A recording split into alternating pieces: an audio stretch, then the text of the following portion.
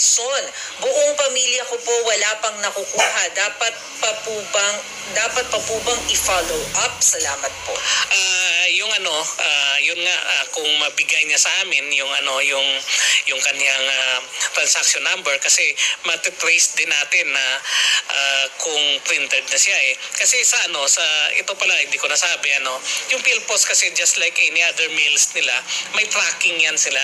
So kung ipapasok mo doon yung transaction number sa transaction slip, kung natanggap ng PhilPos, makikita mo yung status kung saan na banda, just like yung mga courier natin na ito na ngayon, sa ganito na siya, ganitong stage na, nasa postal office, example, for delivery na, ganon din.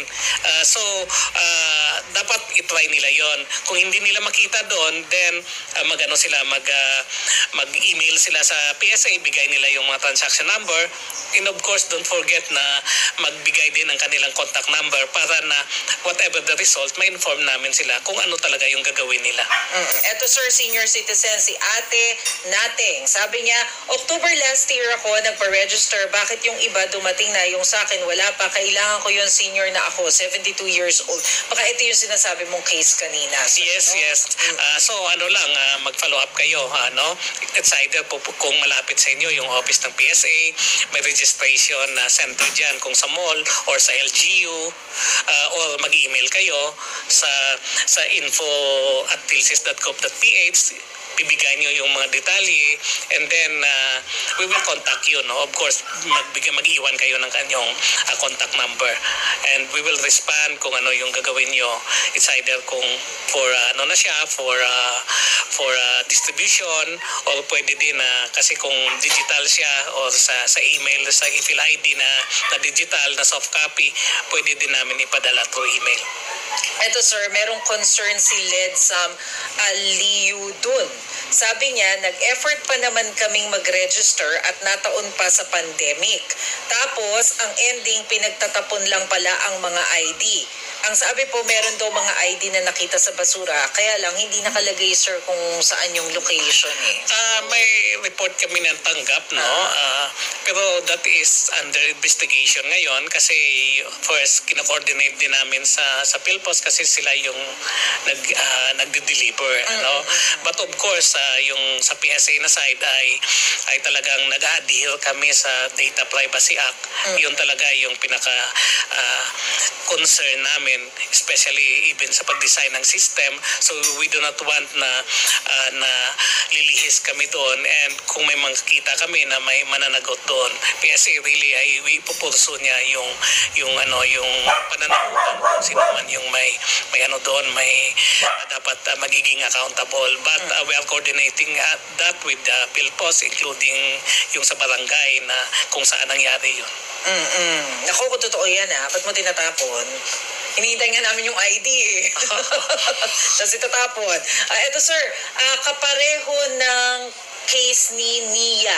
Etong nag-message po sa atin, si Erwin Galios. Ang sabi niya, good afternoon po, what if naka-register na ng 2022 tapos nagpakasal ng 2023? Magpaparegister ba ulit? Sabi niya sa certificate. Updating yun, So, dadalhin niyo yung pag na kami ng full scale na updating after this pilot implementation, ay tatanggapin na namin yung pag-update. Kasali na yon yung pag-update ng status. Dalhin mo lang yung marriage certificate, and then yung ginamit mo na document nung nagparehistro ka, and we will update that information para yung registrant ay makakarry na ng surname niya sa kanyang national ID.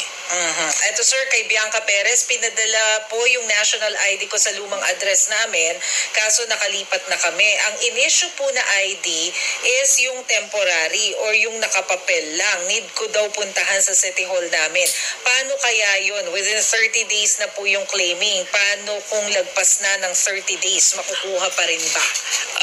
I-coordinate niya muna sa sa kung dinaan yun sa LGU dahil binalik ng nag-deliver, kung sa LGU ba yun, kung tama yung pagkakaintindi ko, kung may coordination sa LGU, pwede niyang balikan doon yung e-file ID kasi pwede niya naman na pupunta siya sa mga sector talaga yung dineliver para at least yung ano doon na kasi e-file ID ay sensitive personal information din yon yung sa national ID dapat talaga maano yun maibigay sa registrant and kung hindi man ay wala taga nag-claim later i-destroy namin yung ID na yan. Of course, we don't want the identity.